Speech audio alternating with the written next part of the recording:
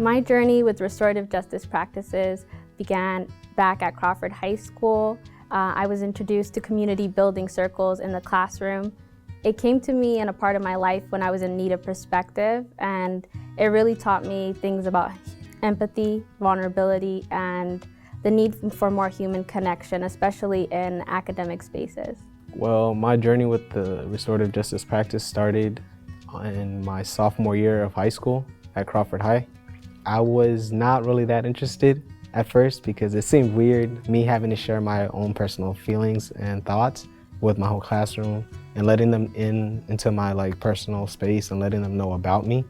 It felt better just, being closed off and being that guy that everybody's all, oh, he's cool, but without personally knowing me. But as the practices kept going, I started to open up more, and I started to realize that everyone else had their own story that they weren't comfortable sharing with the world, and they felt like our classroom had become a safe space for it to be heard. So with the restorative justice practices, I started my journey back in, I think, 10th grade.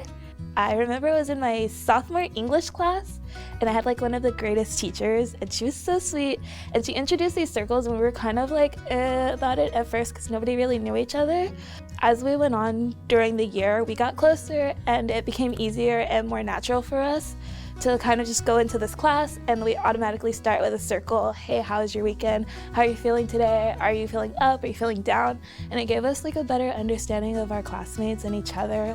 Hey, this is where I can come to feel safe.